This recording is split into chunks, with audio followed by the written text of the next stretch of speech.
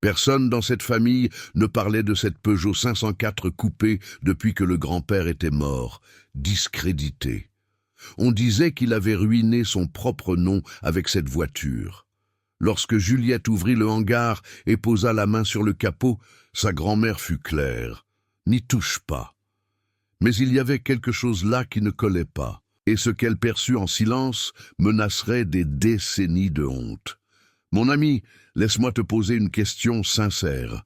Aurais-tu le courage de toucher à quelque chose qui a détruit la réputation de ta propre famille? Dis-moi ce que tu ferais.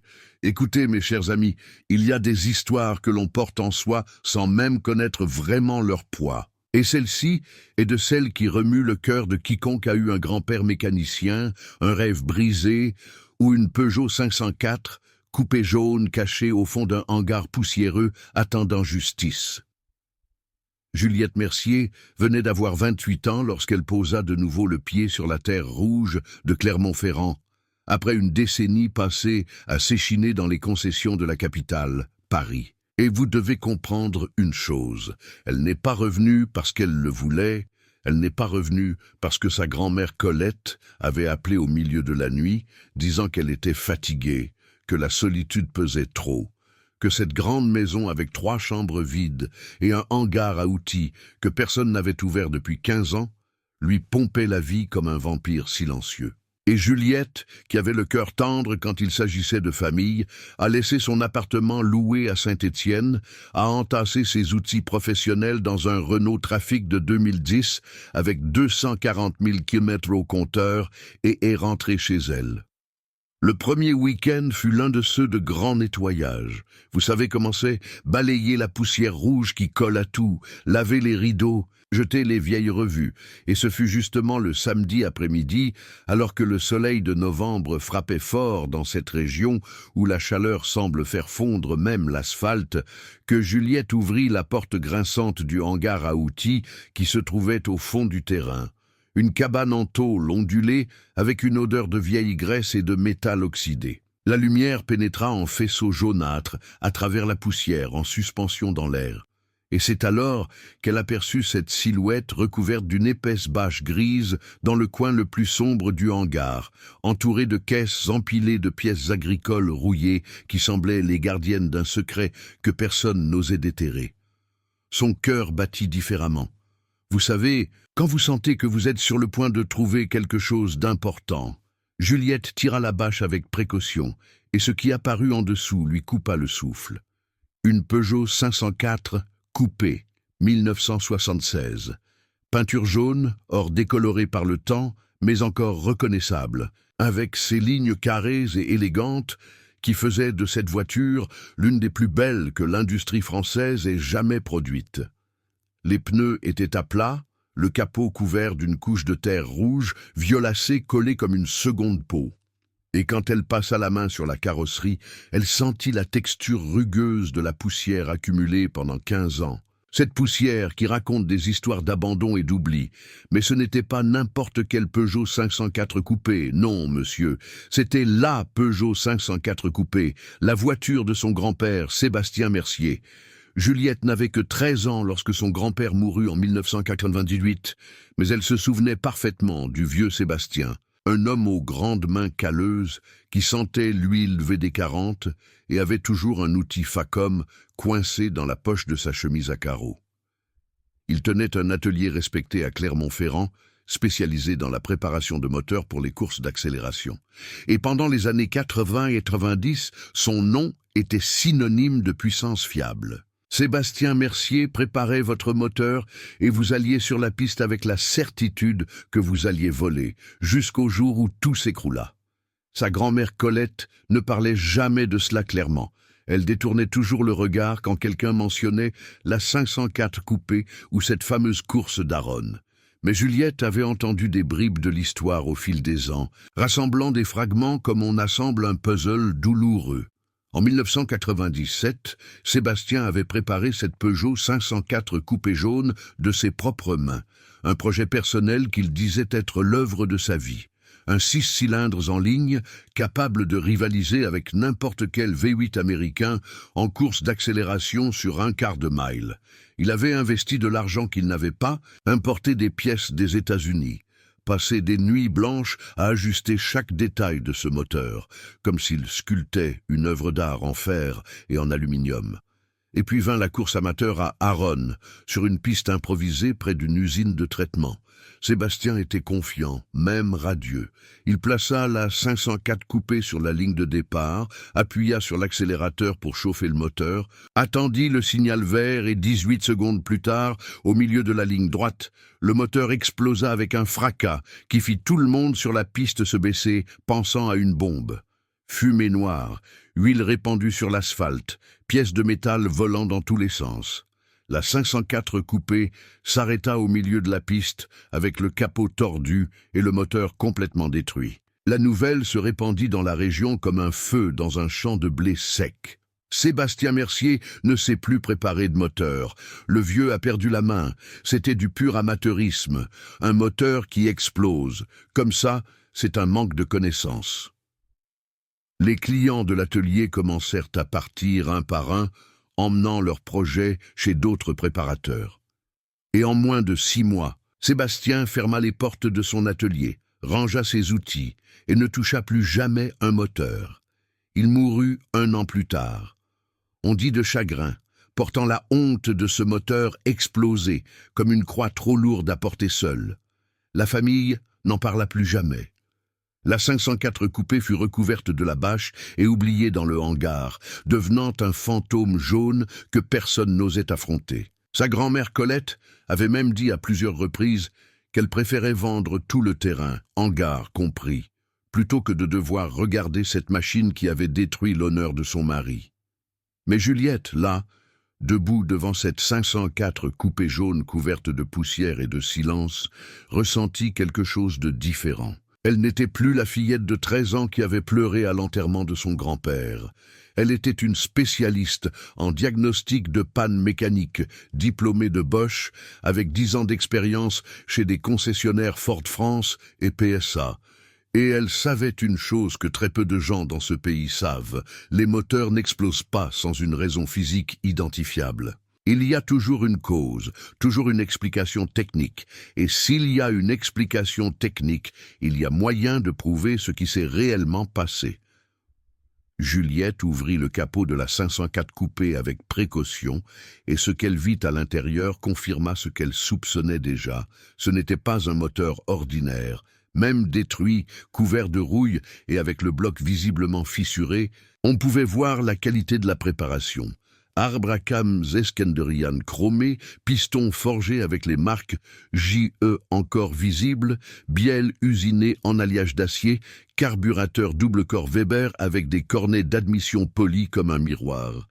C'était un travail de maître, pas d'amateur, et ce fut à ce moment, les mains sales de poussière rouge et l'odeur de vieille graisse envahissant ses narines, que Juliette Mercier prit une décision qui allait tout changer. Elle allait découvrir ce qui s'était réellement passé avec ce moteur. Elle allait prouver que son grand-père Sébastien n'avait commis aucune erreur, et elle allait faire rugir de nouveau cette 504 coupé jaune. Sa grand-mère Colette apparut à la porte du hangar à ce moment, son tablier fleuri et les yeux embués. « Juliette, ma fille, n'y touche pas, s'il te plaît, laisse-la tranquille. » Juliette se retourna et, pour la première fois en 15 ans, quelqu'un dans cette famille regarda la 504 coupé non pas avec honte mais avec détermination. « Mamie, monsieur Sébastien n'a pas fait d'erreur. Je sais qu'il n'en a pas fait et je vais le prouver. » Le soleil se couchait sur Clermont-Ferrand, teignant le ciel d'orange et de violet. Et là, dans ce hangar poussiéreux, une mission de rédemption venait de commencer. Les 3 jours suivants, Juliette ne quitta pas ce hangar, sauf pour manger et dormir quelques heures. Parce que quand vous êtes un vrai mécanicien et que vous rencontrez un mystère technique de cette envergure, c'est comme si le reste du monde cessait simplement d'exister. Elle commença par ce que ferait tout enquêteur sérieux, documenter absolument tout avant de toucher à la moindre pièce. Elle prit l'appareil photo numérique professionnel qu'elle utilisait en concession pour les rapports techniques et passa des heures à photographier chaque angle de ce moteur détruit, chaque fissure dans le bloc, chaque composant encore monté, même après 15 ans d'abandon. Le moteur était un 6 cylindres en ligne, un propulseur mythique des années 70-90, souvent plébiscité par les préparateurs. Mais celui-ci n'avait rien d'original. Non, monsieur, Sébastien avait transformé ce bloc en fonte en une véritable machine de guerre. L'arbre à cames était un Eskenderian américain d'une durée de 292 de gras. Le genre de pièce qu'on n'importait que si l'on savait vraiment ce que l'on faisait, car un arbre long comme ça change complètement le comportement du moteur, le rendant nerveux à bas régime, plus explosif au-delà de 4000 tours. Les pistons étaient des JE forgés, fabriqués aux États-Unis en aluminium aéronautique et conçus pour supporter des pressions absurdes à l'intérieur de la chambre de combustion. Les bielles étaient des bielles en H en alliage d'acier, usinés avec une précision au centième de millimètre. Et le carburateur double corps, Weber 45 DCOE, avait ses cornets chromés qui faisaient baver d'envie n'importe quel préparateur. Juliette savait exactement ce qu'elle regardait. C'était une préparation de niveau compétition, facilement capable de délivrer plus de 200 chevaux aux roues arrière. Un chiffre absurde pour un moteur atmosphérique de 4, 1000 cm3 dans les années 90. Sébastien avait investi une fortune dans ce projet, et à en juger par le soin de l'assemblage, on pouvait voir qu'il avait mis non seulement de l'argent, mais son âme dans cette machine. Mais alors venait la question lancinante. Si tout était si bien fait, si soigné, si professionnel, pourquoi diable ce moteur avait-il explosé? Juliette passa le deuxième jour entier à examiner le bloc fissuré avec une attention qui frôlait l'obsession. Et c'est là, mes amis, qu'elle commença à remarquer quelque chose de très très étrange. La fissure principale dans le bloc n'était pas là où elle aurait dû être.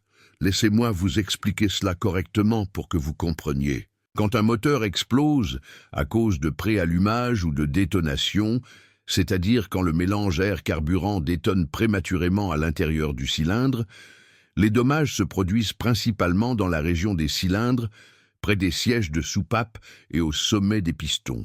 C'est là que la pression anormale se concentre, c'est là que le métal cède en premier. Mais la fissure dans le bloc de la 504 coupé était à la base, près du support du vilebrequin, dans une région qui ne subit normalement pas de contraintes extrêmes, à moins que quelque chose de très spécifique ne se passe avec l'axe. Juliette sentit un frisson lui monter le long de la colonne vertébrale. C'était une piste. Elle devait voir l'intérieur des cylindres, mais le moteur était si endommagé qu'il serait impossible de le démonter sans détruire ce qui restait des preuves. C'est alors qu'elle se souvint d'un collègue de l'époque chez Ford, Rémy, un spécialiste en diagnostic qui possédait un boroscope numérique de dernière génération, cet équipement avec une caméra minuscule au bout d'une sonde flexible qui permet d'insérer à l'intérieur du moteur et de tout voir sans avoir à démonter. Elle l'appela, et Rémy, qui a toujours eu un faible pour un mystère technique bien raconté, apparut au hangar le lendemain avec sa mallette d'équipement sous le bras et un sourire curieux sur le visage. « Juliette, tu me fais sortir de chez moi un dimanche pour voir une 504 coupée de 76, ça doit être bon. Rémy, tu n'imagines pas. Ce moteur est la clé pour blanchir le nom de mon grand-père. » Ils passèrent toute la matinée à inspecter l'intérieur des cylindres, qui étaient encore minimalement préservés, et ce qui apparut sur l'écran du boroscope fit retenir son souffle à Juliette. Les pistons ne présentaient aucun signe de fusion. Zéro. Les sommets étaient noircis par la carbonisation normale de années d'utilisation. Oui, mais il n'y avait pas ces marques caractéristiques d'aluminium fondu qui apparaissent lorsqu'un moteur subit un préallumage sévère. Les sièges de soupape étaient également intacts, sans signe d'impact ou de déformation. Cela écartait complètement la théorie la plus populaire. Le moteur n'avait pas explosé à cause d'un excès d'avance à l'allumage, ni d'un mélange trop pauvre. Ces deux causes laissent toujours des traces thermiques évidentes sur les composants internes, Et là, il n'y avait rien de tout cela. Rémi se gratta la tête, perplexe. « Juliette, cela n'a aucun sens. Si le moteur n'a pas subi de détonation thermique, qu'est-ce qui a causé cette fissure brutale dans le bloc ?» Et ce fut à ce moment, en regardant l'écran du boroscope et en repassant mentalement tout ce qu'elle savait sur la dynamique des moteurs alternatifs, que Juliette eut un flash.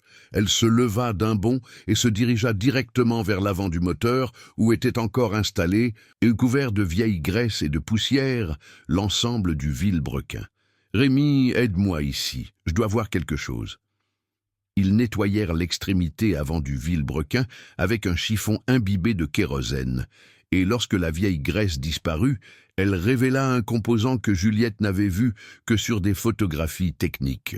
Un amortisseur harmonique en caoutchouc et métal, à ce disque qui est installé à l'extrémité du vilebrequin, et que la plupart des gens ignorent complètement, car il semble n'être qu'un poids supplémentaire suspendu. Mais Juliette savait que cette pièce avait une fonction absolument critique. Absorber les vibrations de torsion de l'axe. Laissez-moi vous expliquer cela de manière à ce que tout le monde puisse comprendre. Un moteur 6 cylindres en ligne ne brûle pas le carburant de manière continue. Chaque cylindre détonne à des moments différents, créant des impulsions de force qui poussent le vilebrequin à tourner. Ces impulsions ne sont pas parfaitement uniformes. Ainsi, le vilebrequin ne tourne pas de manière parfaitement fluide. Il oscille, se tord légèrement en avant et en arrière pendant qu'il tourne, comme si une corde était tordue et détordue rapidement. Ces oscillations sont appelées vibrations de torsion, et si vous ne les contrôlez pas, le vilebrequin peut littéralement s'autodétruire. Ou pire, il peut transférer ces vibrations à tout le bloc jusqu'à fissurer la fonte. Et l'amortisseur harmonique est précisément la pièce qui contrôle cela. Il possède un anneau de caoutchouc spécial entre la partie métallique externe et le noyau qui se connecte au vilebrequin. Et ce caoutchouc absorbe et dissipe les vibrations de torsion avant qu'elles ne causent des dommages. C'est une pièce petite, discrète, mais absolument vitale dans tout moteur haute performance. Juliette examina l'amortisseur harmonique de la 504 coupé et constata que c'était le modèle d'origine, dimensionné pour le moteur 6 cylindres en ligne, en configuration de série, avec ses 140 chevaux doux et civilisés. Mais elle regarda ensuite derrière elle et vit, jeté dans un coin du hangar parmi d'autres pièces démontées, un volant moteur ultra-léger fabriqué en aluminium aéronautique avec la marque « Préparation de l'Est » gravée sur le côté. C'était une pièce de compétition pure, conçue pour réduire drastiquement le poids de l'ensemble rotatif et permettre au moteur d'accélérer plus rapidement. Et c'est alors que tout s'assembla dans sa tête, comme un engrenage parfaitement synchronisé. « Mon Dieu !» murmura Juliette, et Rémi comprit au ton de sa voix qu'elle venait de découvrir quelque chose d'important. « Quoi ? Tu as trouvé quelque chose ?» Juliette se retourna les yeux écarquillés, presque incrédule que la réponse fût là tout le temps, cachée dans des concepts d'ingénierie qui étaient évidents pour quiconque avait étudié la physique des vibrations, mais complètement invisible pour un mécanicien des années 90. « Rémi, mon grand-père n'a pas fait d'erreur dans la préparation du moteur, il a fait une erreur de physique. Regarde, quand tu remplaces un volant moteur lourd d'origine par un volant ultra léger, tu réduis drastiquement l'inertie rotationnelle de l'ensemble. Cela fait accélérer le moteur plus vite, d'accord. Mais il y a aussi un effet secondaire dangereux. Le vilebrequin perd de la masse à l'arrière, et cela modifie complètement la fréquence naturelle de vibration de torsion de l'axe. L'amortisseur harmonique, qui était dimensionné pour fonctionner avec le volant lourd d'origine, n'est plus efficace avec le volant léger. Les vibrations de torsion augmentent en amplitude, et si tu accélères le moteur jusqu'au régime maximal, ces vibrations entrent en résonance avec la fréquence naturelle du bloc en fonte. Rémi écarquilla les yeux. « Résonance ? Juliette, tu parles de fatigue par vibration ?» « Exactement. Le bloc n'a pas explosé à cause d'une pression interne, Rémi. Il a fissuré à cause des vibrations. Pendant cette course d'Aaron, Mon grand-père a dû maintenir le moteur dans la plage des 6000 tours pendant 15-20 secondes. C'est suffisant pour que les vibrations de torsion non amorties provoquent la fatigue de la fonte jusqu'à ce qu'elle cède. C'était une défaillance structurelle par résonance mécanique, pas une défaillance de préparation. Le silence qui s'abattit sur le hangar ne fut interrompu que par le son lointain d'un camion passant dans la rue. Rémi regarda Juliette avec un mélange d'admiration et de stupéfaction. « Juliette, tu viens de résoudre un mystère de 25 ans. Ton grand-père ne pouvait pas savoir ça. L'analyse des vibrations de torsion dans les moteurs n'a commencé à être faite avec précision qu'après les années 2000, avec l'apparition des logiciels de simulation dynamique. Dans les années 90, c'était de la connaissance d'ingénierie aérospatiale, pas de préparation automobile. » Juliette sentit les larmes lui brûler les yeux, mais ne les laissa pas couler. Pas encore, car découvrir la vérité n'était que le premier pas. Maintenant, elle devait faire quelque chose de beaucoup plus difficile. Elle devait reconstruire ce moteur correctement, de la manière dont Sébastien l'aurait fait s'il avait eu accès aux connaissances techniques qu'elle possédait maintenant. Elle devait faire rugir de nouveau cette Peugeot 504 coupé jaune, non pas comme une machine cassée et oubliée, mais comme le chef-d'œuvre qu'elle aurait toujours dû être. Et quand elle aurait fait cela, quand ce moteur s'allumerait et fonctionnerait parfaitement, tout le monde saurait la vérité. Sébastien Mercier n'avait pas perdu la main. Sébastien Mercier avait des décennies d'avance sur son temps. Découvrir la vérité fut libérateur. Juliette savait que le savoir sans l'action n'est qu'une jolie théorie qui reste dans un tiroir, et elle n'était pas revenue à Clermont-Ferrand pour rester les bras croisés, à regarder un moteur détruit. Elle avait maintenant une mission, claire comme de l'eau de source, reconstruire cette Peugeot 504 coupée exactement comme son grand-père Sébastien l'avait rêvé, mais cette fois avec la physique correcte, avec les connaissances qu'il n'avait jamais eu la chance d'apprendre.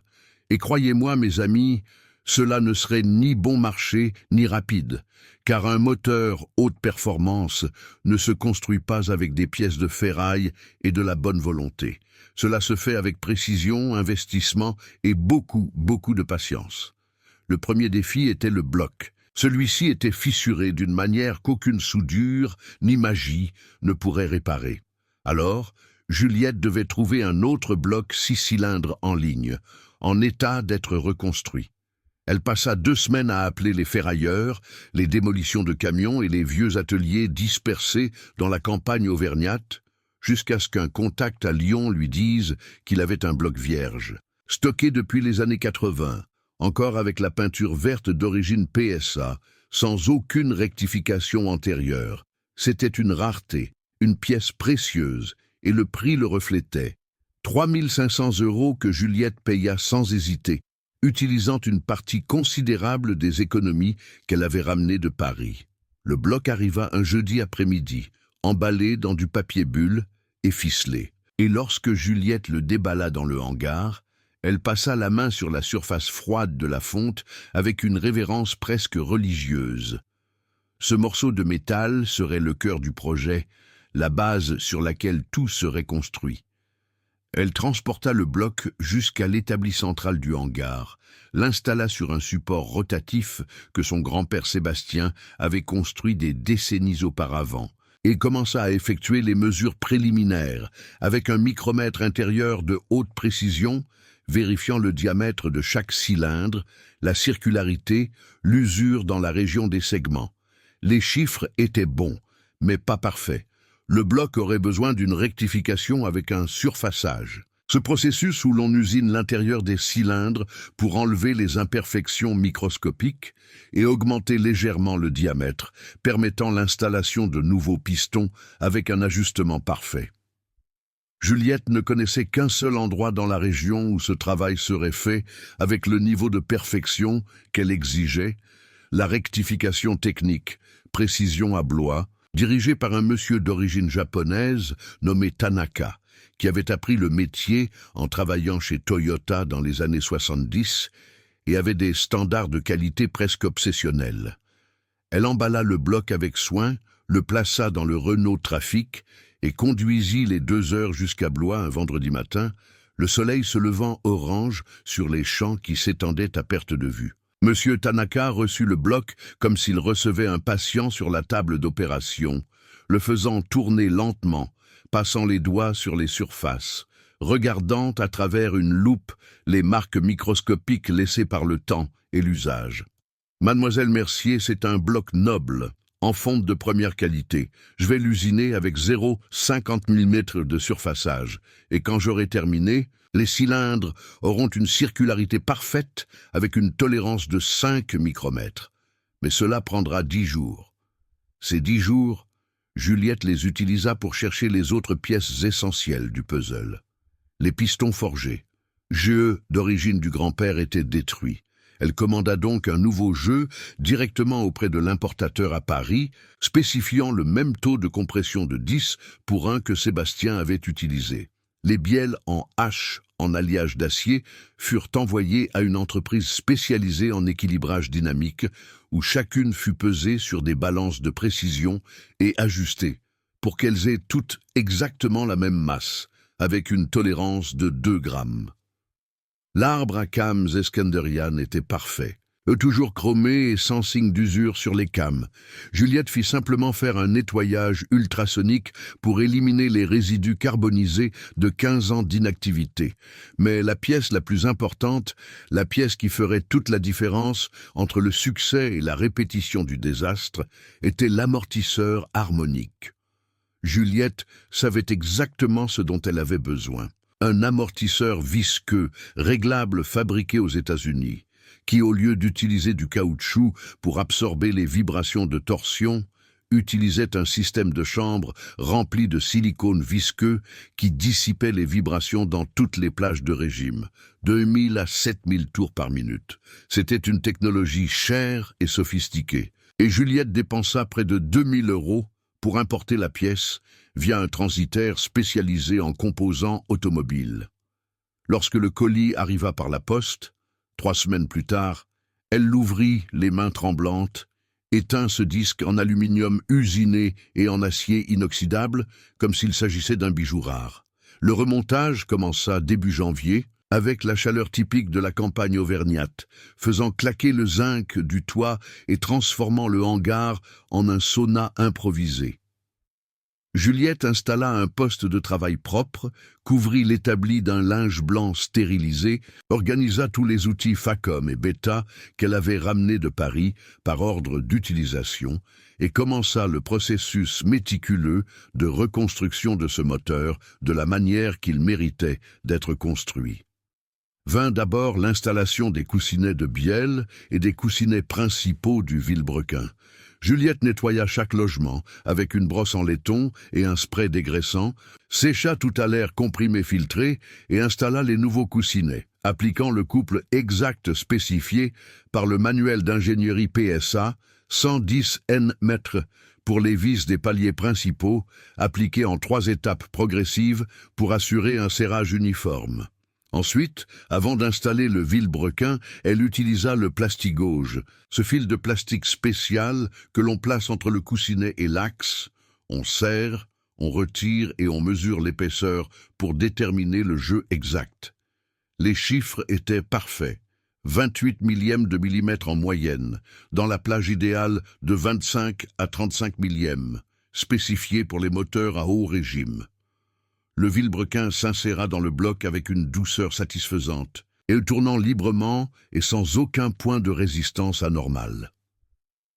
Juliette ressentit cette bonne sensation que tout mécanicien connaît, quand on sait que l'on fait les choses correctement, quand les pièces s'assemblent avec la précision d'une horloge suisse. Elle installa le volant moteur ultra léger, préparation de lest, à l'arrière du vilebrequin, ce même disque en aluminium aéronautique que son grand-père avait utilisé, car la pièce elle-même n'avait aucun défaut. Le problème n'avait jamais été le volant, mais l'absence de l'amortisseur harmonique correct à l'autre extrémité de l'axe.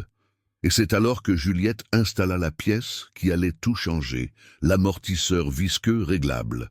Elle glissa l'amortisseur sur le nez du vilebrequin, aligna la clavette avec la précision d'un horloger et serra la vis centrale avec une clé dynamométrique calibrée, appliquant exactement 150 Nm, comme spécifié par le fabricant américain. Quand elle eut fini, elle fit tourner manuellement le vilebrequin et sentit la différence immédiatement. Le mouvement avait une douceur différente, une sensation de masse contrôlée, comme si l'axe nageait dans une huile dense au lieu de tourner dans l'air sec. Cet amortisseur faisait son travail avant même que le moteur ne démarre. Les pistons furent installés dans les cylindres un par un, chaque segment de compression positionné avec un écart angulaire de 120 degrés pour éviter les fuites de gaz. Chaque axe flottant lubrifié avec une huile de montage spéciale qui éviterait l'usure pendant les premières secondes de fonctionnement. Les bielles furent serrées à 75 Nm et Juliette vérifia chaque serrage avec une clé dynamométrique à déclic de haute précision empruntée à l'atelier d'un ami de Clermont-Ferrand. La culasse fut montée avec une attention redoublée. Juliette installa les sièges de soupape rectifiés, les soupapes d'admission et d'échappement équilibrées, les doubles ressorts haute pression qui fonctionneraient avec l'arbre à cam à longue durée, et ajusta les jeux de fonctionnement un par un à l'aide de cales d'épaisseur, laissant 16 centièmes de millimètre à l'admission et 18 centièmes à l'échappement, comme recommandé par le fabricant de l'arbre à cam pour une utilisation à des régimes supérieurs à 6000 tours. L'installation du carburateur double corps Weber 45 DCOE fut presque une cérémonie. Juliette nettoya les gicleurs un par un à l'air comprimé, vérifia l'étanchéité des membranes de la pompe d'accélération rapide, calibra les vies de richesse air carburant pour la configuration initiale recommandée et installa l'ensemble sur le collecteur d'admission avec de nouveaux joints en caoutchouc nitrile. La pompe électrique Bosch fut montée à l'arrière du châssis, connectée au réservoir par un tuyau haute pression tressé en acier inoxydable.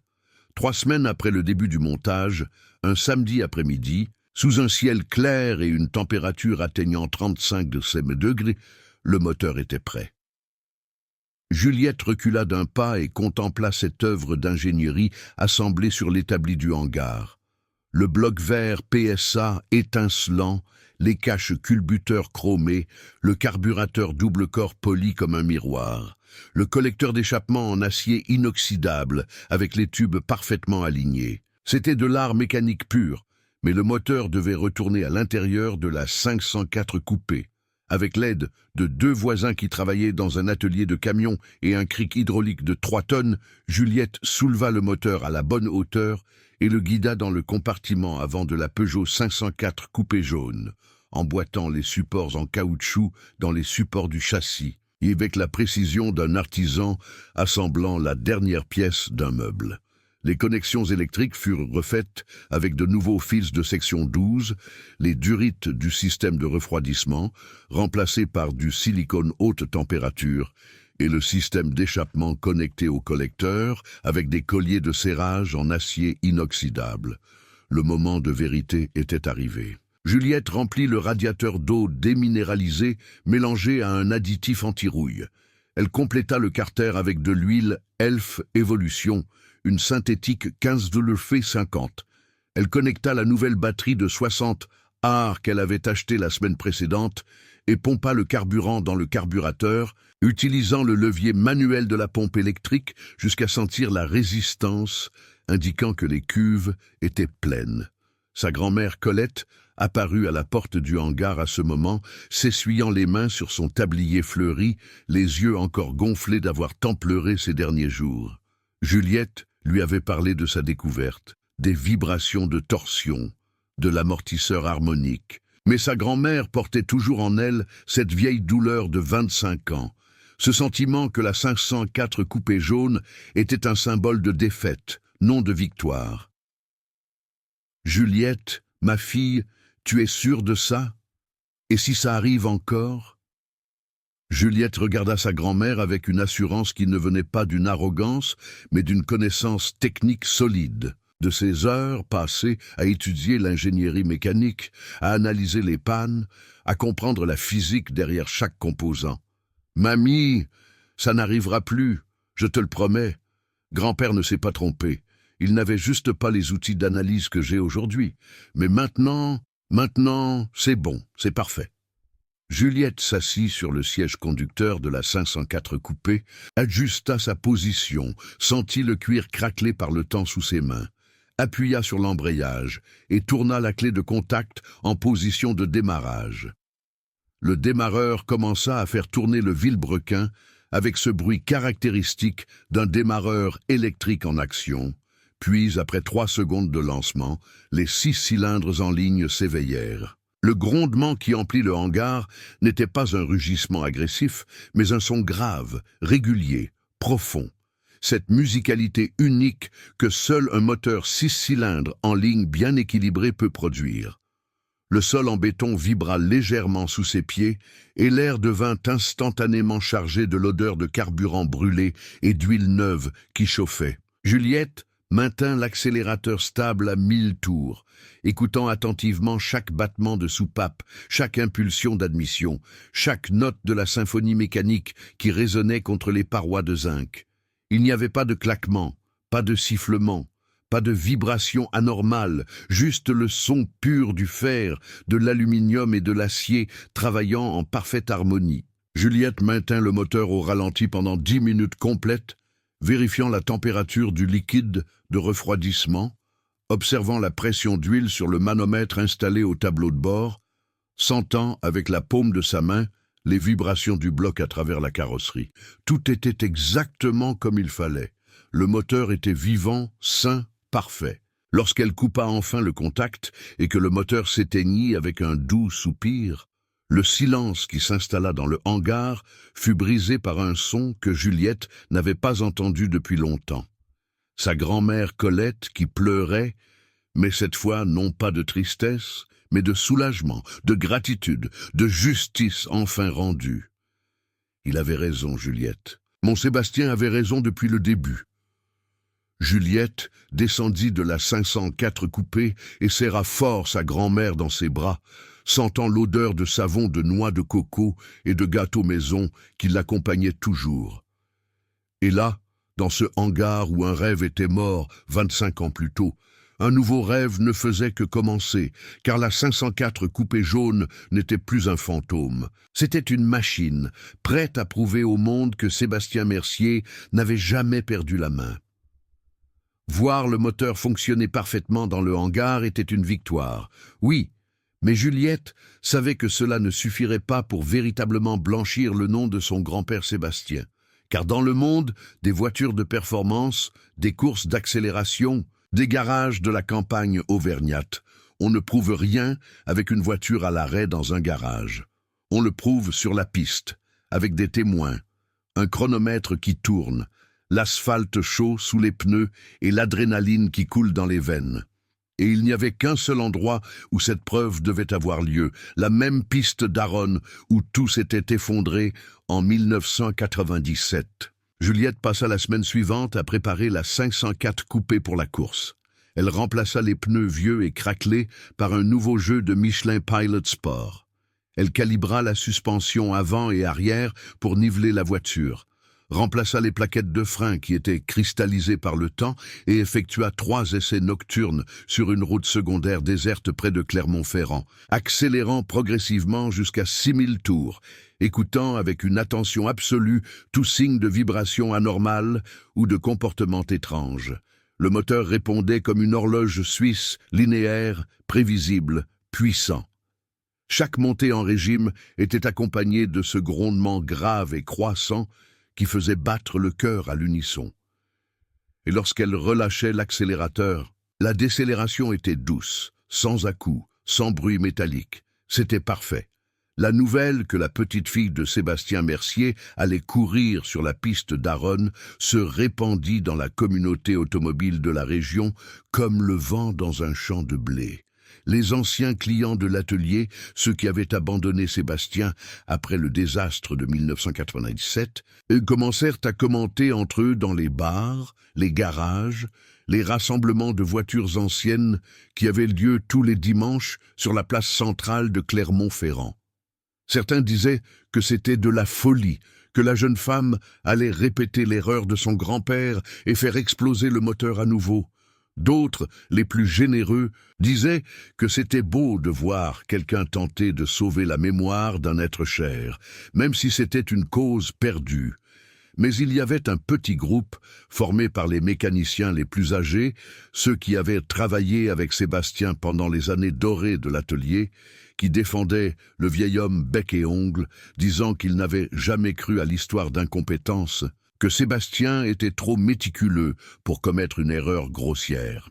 L'un de ces mécaniciens était Monsieur Roger, un homme de 70 ans passé qui avait été l'assistant de Sébastien dans les années 80 et 90, et qui apparut dans le hangar de Juliette un mardi matin, boitant légèrement de la jambe droite à cause d'un accident de moto qu'il avait eu des décennies auparavant, les yeux embués et un sourire triste sur son visage ridé. « Petite, j'ai travaillé avec votre grand-père pendant 16 ans. Il m'a tout appris sur les moteurs et je n'ai jamais cru qu'il s'était trompé sur cette 504 coupée. Monsieur Sébastien était parfait dans les mesures, les couples, les réglages. Si ce moteur a explosé, il y avait quelque chose que personne n'a compris à l'époque. » Juliette serra Monsieur Roger dans ses bras et lui raconta la découverte de la vibration de torsion, de l'amortisseur harmonique, de la physique que Sébastien ne pouvait pas connaître dans les années 90. Le vieux mécanicien écouta tout en silence, hochant lentement la tête. Et quand Juliette eut fini, il passa la main sur ses yeux pour essuyer les larmes qui coulaient sans permission. Alors, c'était ça, c'était juste ça. Mon Dieu, si nous avions su à l'époque... Monsieur Roger, vous voulez venir avec moi à Aronne? Je veux que vous soyez là quand je franchirai la ligne d'arrivée avec ce moteur qui fonctionne parfaitement. Le vieux mécanicien acquiesça de la tête, incapable de parler. Et Juliette sut à ce moment que cette course ne serait pas seulement une question de prouver un point technique, ce serait une question de justice, de réparation, de montrer à tous ceux qui avaient douté de Sébastien Mercier qu'ils avaient tort, que le vieux mécanicien de Clermont-Ferrand était un maître qui était simplement né avant que la technologie n'atteigne ses connaissances. Le jour de la course, le ciel était clair et le soleil brûlant, cette chaleur de février dans la campagne auvergnate qui fait trembler l'air au-dessus de l'asphalte. Juliette se leva à 5 heures du matin, prit un petit déjeuner copieux, enfila la combinaison bleue du concessionnaire Ford où elle avait travaillé à Paris et se rendit au hangar, où la 504 coupée jaune l'attendait, lavée et cirée, étincelante sous la faible lumière du matin. Elle vérifia une dernière fois le niveau d'huile, la pression des pneus, le serrage des colliers du système d'admission et démarra ensuite le moteur, juste pour entendre ce grondement réconfortant qui était maintenant une musique à ses oreilles. La piste de course d'Aronne était à 45 minutes de Clermont-Ferrand, dans une zone industrielle près d'une usine qui, dans les années 90, fonctionnait de manière clandestine, mais qui était maintenant officialisée et accueillait des courses amateurs tous les 3e dimanches du mois. Juliette arriva là à 8 heures du matin, avec Monsieur Roger sur le siège passager et sa grand-mère Colette sur la banquette arrière, vêtue de la même robe fleurie qu'elle avait portée à l'enterrement de Sébastien 25 ans plus tôt, comme si elle bouclait une boucle qui avait commencé dans la douleur et se terminerait par la rédemption. La piste était bondée. Il devait y avoir environ 200 personnes dispersées sur les tribunes en bois improvisés. Et lorsque la 504 coupée jaune entra dans le paddock, le murmure qui parcourut la foule fut presque palpable. Tout le monde savait quelle était cette voiture. Tout le monde se souvenait de l'explosion de 1997. Et maintenant, tout le monde voulait voir si la petite fille de Sébastien réussirait ce que le vieil homme n'avait pas réussi. Terminer une course d'accélération sans détruire le moteur. Juliette gara la 504 coupée dans la zone de préparation et descendit de la voiture. Et c'est alors qu'elle s'aperçut que quelqu'un l'attendait. Olivier Dupont, un préparateur de moteurs de Lyon qui avait été un concurrent direct de Sébastien dans les années 90 et qui avait toujours dénigré le travail du vieil homme après le désastre d'Aaron, disant partout que Sébastien avait préparé le moteur sans rigueur, sans science, juste à peu près. Olivier était là, les bras croisés, un sourire arrogant sur le visage, à côté d'une Ford Capri V8 rouge, qui devait facilement avoir plus de 400 chevaux. Alors, la petite fille de Sébastien est venue prouver que le vieux avait raison. Olivier parla assez fort pour que tout le monde autour entende. « Ma chère, je respecte ton courage, mais un 6 cylindres préparé n'importe comment explosera de nouveau. C'est de la physique de base. » Juliette regarda Olivier, sans montrer la colère qui bouillonnait en elle, car elle avait appris depuis longtemps qu'une bonne mécanique se prouve par des résultats, pas par des querelles de masculinité fragile. Olivier, la physique de base, c'est justement ce que tu ne comprends pas, mais tout à l'heure, tu vas l'apprendre gratuitement. Elle se retourna et commença à préparer la voiture pour la course. Elle vérifia la température de l'huile, fit chauffer le moteur jusqu'à 80 degrés près, ajusta le mélange du carburateur, en tournant les vis de ralenti d'un demi-tour dans le sens anti-horaire, pour enrichir un peu et compenser la chaleur du jour. Puis, elle guida la 504 coupée jusqu'à la ligne de départ, où le starter de la piste, un homme en casquette et chemise à carreaux, l'attendait avec le drapeau vert à la main. Le cœur de Juliette battait fort dans sa poitrine, mais ce n'était pas de la peur. C'était de l'attente. C'était la certitude que cela allait bien se passer, car elle avait tout fait correctement. Elle avait suivi la science, elle avait respecté la physique, elle avait honoré le travail de son grand-père, corrigeant la seule erreur qu'il n'avait pu prévoir. Le starter leva la main, signalant les 15 dernières secondes avant le départ. Juliette appuya sur l'embrayage, engagea la première vitesse et commença à accélérer le moteur doucement, augmentant les tours, jusqu'à 4000 trémines, sentant la 504 coupée trembler légèrement sur les pneus arrière, tandis que l'embrayage retenait toute cette force sur le point d'être libéré. 10 secondes. La foule se tut. Même les oiseaux semblaient avoir cessé de chanter. 5 secondes. Le grondement du moteur emplit l'air chaud, comme un tonnerre lointain. 3, 2, 1. Le drapeau vert s'abaissa. Juliette relâcha l'embrayage d'un coup et enfonça le pied à fond sur l'accélérateur. Et ce qui se passa dans les 13 secondes suivantes fut de la pure magie mécanique. La 504 coupée démarra avec les pneus arrière fumant sur l'asphalte chaud. L'arrière glissant légèrement vers la droite avant que Juliette ne corrige avec un rapide coup de volant. Et puis la machine jaune commença à voler sur la piste droite comme une flèche lancée d'un arc tendu. Le passage en deuxième vitesse se fit à 50 km/h, doux et rapide. Le moteur hurlant dans la plage des 6500 trémines. La troisième vitesse s'engagea à 80 km/h, et c'est là que la 504 coupée montra vraiment de quoi elle était capable, avec l'accélération poussant Juliette contre le siège en cuir craquelé, le compteur de vitesse grimpant comme possédé. 80-25, 90, 100, 110, 120 km/h lorsqu'elle franchit la ligne d'arrivée et appuya sur le frein, faisant décélérer la voiture dans un nuage de poussière rouge. Le chronomètre électronique de la tour de contrôle afficha le temps officiel, 13 secondes sur le quart de mile. Et le moteur continuait de fonctionner, sans fumée, sans vibration anormale, sans explosion, juste ce grondement grave et parfait d'un 6 cylindres en ligne, faisant exactement ce pourquoi il avait été conçu. Juliette ramena la 504 coupée au paddock au ralenti, et lorsqu'elle descendit de la voiture, la foule éclata en applaudissements. Monsieur Roger pleurait ouvertement, serrant dans ses bras sa grand-mère Colette, qui ne pouvait pas non plus retenir ses larmes, et même certains des vieux clients de Sébastien, qui étaient dans les tribunes, descendirent pour serrer la main de Juliette, s'excusant d'avoir douté du vieux mécanicien. Olivier Dupont était immobile, à côté de sa Ford Capri V8 rouge, sans réaction, sans voix, car il n'y avait aucun argument contre cela. La 504 coupée avait fonctionné parfaitement. Sébastien Mercier était acquitté. La nouvelle de ce qui s'était passé à Aaron ce dimanche-là se répandit dans la région à la vitesse d'un incendie dans un champ de blé sec. Le lundi matin, le téléphone de la maison de la grand-mère Colette ne cessait de sonner.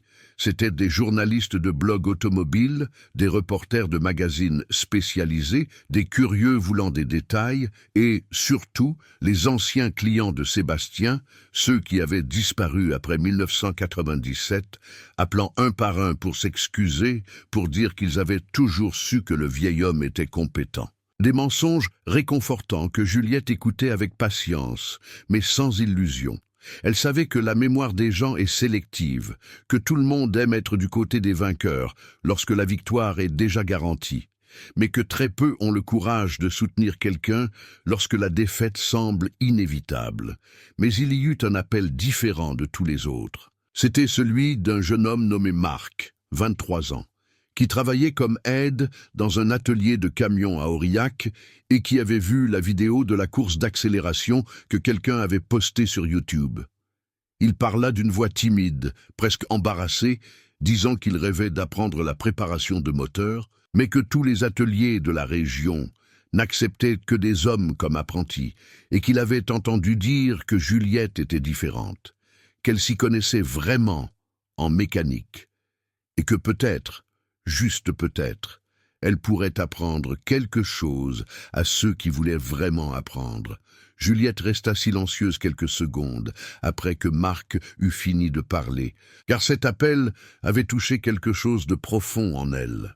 Elle se souvint de toutes les fois où elle avait été sous-estimée dans les concessions de Paris, de tous les clients qui demandaient à parler à un vrai mécanicien quand elle apparaissait en combinaison avec ses outils à la main, de tous les collègues qui faisaient des plaisanteries sur le fait que la place d'une femme n'était pas sous une voiture. Et elle réalisa qu'elle avait un choix. Elle pouvait garder tout ce savoir pour elle-même, ou elle pouvait en faire la même chose que son grand-père Sébastien avait toujours fait, partager, enseigner, multiplier. Marc, tu connais le hangar de ma grand-mère ici à Clermont-Ferrand. Viens là samedi à 8 heures du matin. Nous commencerons par les bases. Comment identifier une défaillance de vilebrequin par l'analyse des vibrations? Apporte un cahier. Quand elle raccrocha le téléphone, sa grand-mère Colette était à la porte de la cuisine, tenant une tasse de café à deux mains. Ce regard de quelqu'un qui comprend exactement ce qui se passe sans avoir besoin d'explications. Tu vas rouvrir l'atelier de ton grand-père, n'est-ce pas? Juliette respira profondément, sentant le poids et la responsabilité de cette décision, mais ressentant aussi une certitude tranquille, comme quand on sait que l'on fait la bonne chose, même si le chemin est difficile. Non, mamie, je vais faire quelque chose de différent. Je vais ouvrir une école. Les 3 mois suivants, le hangar, qui avait été le tombeau de la 504 coupée jaune, se transforma en un chantier d'espoir. Juliette investit chaque centime qu'elle avait économisé, plus un petit prêt qu'elle obtint à la banque, utilisant sa propre 504 coupée comme garantie pour transformer cet espace poussiéreux en une véritable salle de classe technique. Elle acheta des établis d'occasion provenant d'une usine qui fermait à Montluçon. Elle installa un puissant éclairage LED au plafond, construisit des étagères en acier pour organiser les outils et les pièces didactiques et obtint, grâce aux dons de ferrailleurs et d'ateliers amis, une impressionnante collection de moteurs démontés qui serviraient de matériel d'étude.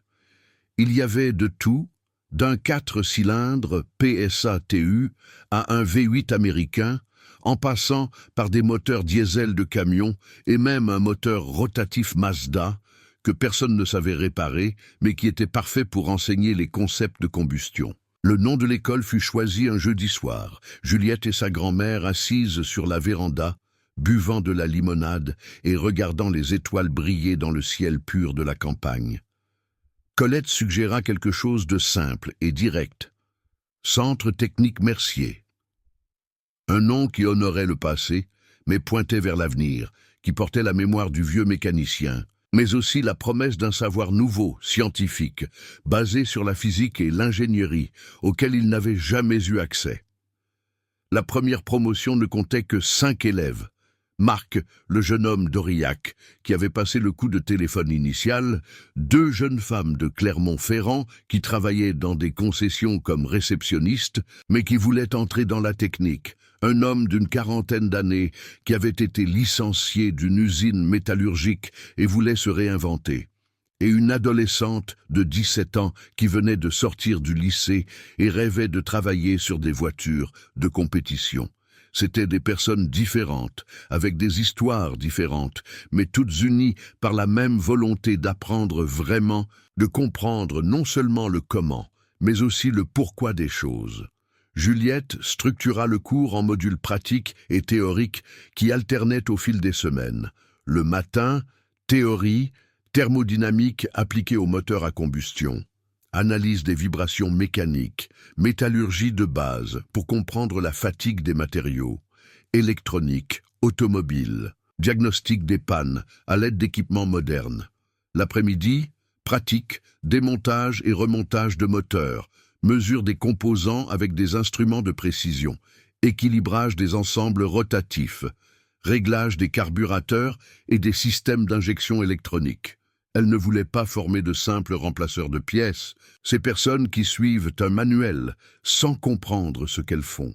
Elle voulait former des mécaniciens pensants, des personnes capables de diagnostiquer des problèmes complexes en utilisant la logique, la physique et l'expérience. La 504 coupé jaune resta garée en permanence dans le hangar, en position d'honneur, avec une plaque de bronze installée sur le pare-choc avant qui disait Peugeot 504 coupé 1976, préparée par Sébastien Mercier, reconstruite par Juliette Mercier, symbole que tout problème technique a une explication scientifique. Cette voiture n'était plus seulement un véhicule, c'était un monument à la persévérance, à la quête de la vérité, à l'idée que l'honneur se reconstruit avec le savoir et le travail. À la fin du premier semestre, quelque chose d'inattendu arriva. Olivier Dupont, ce préparateur arrogant de Lyon qui s'était moqué de Juliette à Aronne, apparut au hangar un vendredi après-midi, sans préavis, avec une expression mal à l'aise sur le visage de celui qui doit ravaler sa fierté pour faire ce qui est juste. Il resta immobile à la porte quelques secondes, observant les élèves travailler sur des établis pleins d'outils et de composants. Puis il s'approcha de Juliette, à pas hésitants. « Juliette, je suis venu ici pour m'excuser de ce que j'ai dit sur votre grand-père, de la façon dont je vous ai traité sur la piste. J'avais tort. Vous avez prouvé que j'avais tort. » Juliette regarda Olivier sans colère, sans ressentiment, car elle avait appris que garder de la rancune, c'est comme porter un poids mort qui ne fait qu'entraver la marche. Elle lui tendit la main dans un geste simple mais plein de signification. « Olivier, le passé est le passé. Si vous voulez apprendre les vibrations de torsion et les amortisseurs harmoniques, il y a une chaise vide là-bas, à la 3e table. » Et c'est ainsi, mes chers amis, que le Centre technique Mercier devint une référence dans la région. Les promotions grandirent, 6 élèves, 10, 15. Et la 2e année de fonctionnement, Juliette dut diviser les cours en plusieurs sessions pour accueillir tout le monde. Plusieurs des personnes qui y étaient passées trouvèrent un emploi dans des ateliers spécialisés, des concessions et même des équipes de compétition. L'une des premières élèves, Camille, ouvrit son propre atelier de préparation de moteurs à Châteauroux et effectuait déjà des travaux pour des clients de 3 départements. Marc obtint un poste dans une entreprise d'injection électronique à Clermont-Ferrand et gagnait 3 fois plus que ce qu'il gagnait comme aide dans l'atelier de camion. Mais l'impact le plus beau ne se trouvait pas dans les chiffres ni dans les statistiques d'emploi. Il se trouvait dans les histoires personnelles, dans les transformations individuelles, dans ce sentiment que l'on avait enfin trouvé un endroit où l'on pouvait apprendre, faire des erreurs, grandir sans être jugé par son origine, son genre, son âge ou son passé. Le hangar qui avait gardé un secret douloureux pendant 25 ans était maintenant un espace de lumière, de savoir et d'opportunité. Un dimanche matin, presque un an après la course d'Aronne, Juliette était seule dans le hangar, effectuant l'entretien préventif de la 504 coupé jaune lorsqu'elle entendit des pas légers derrière elle. C'était sa grand-mère Colette, apportant un plateau avec du café et des petits pains au fromage chaud, ce rituel matinal qui était redevenu une partie de la routine depuis que sa petite fille était rentrée à la maison. « Juliette, ma fille, je voulais te dire quelque chose. »« Dis, mamie. » La vieille femme posa le plateau sur l'établi, s'approcha de la 504 coupée et passa lentement la main sur la carrosserie jaune. Ce toucher affectueux de celle qui fait la paix avec un passé douloureux. Ton grand-père serait très fier de toi, non seulement pour avoir réparé la voiture, ou pour avoir prouvé qu'il avait raison, mais surtout pour avoir transformé sa douleur en savoir pour d'autres personnes. C'est ce qui fait un vrai maître. Juliette serra fort sa grand-mère dans ses bras, sentant l'odeur de savon de noix de coco et de gâteau maison qui l'accompagnait toujours. Et à ce moment, elle comprit que la véritable rédemption de Sébastien Mercier n'avait pas eu lieu sur la piste d'Aronne avec un temps de 13 secondes au chronomètre. La véritable rédemption se déroulait là, tous les jours. Chaque fois qu'un élève comprenait un nouveau concept, chaque fois que quelqu'un parvenait à diagnostiquer une panne complexe, chaque fois que le savoir se multipliait et atteignait des personnes qui autrement n'auraient jamais eu cette opportunité. La 504 coupée jaune restait là, étincelante et silencieuse, non plus comme un symbole de honte ou d'échec, mais comme un professeur permanent, rappelant à tous que la physique ne ment pas, que la science n'a pas de préjugés et que parfois la plus grande preuve d'amour que nous puissions donner à ceux qui nous ont précédés n'est pas de défendre aveuglément leur choix, mais de comprendre profondément leur réussite, de corriger avec respect leurs erreurs inévitables et de transformer leurs leçons en pont pour que d'autres puissent aussi traverser. Et ainsi, dans le hangar qui un jour n'avait gardé que poussière et silence, l'héritage de Sébastien Mercier continuait de vivre, de grandir, de se multiplier, prouvant qu'un savoir véritable ne meurt jamais, il attend juste la bonne personne pour le ressusciter.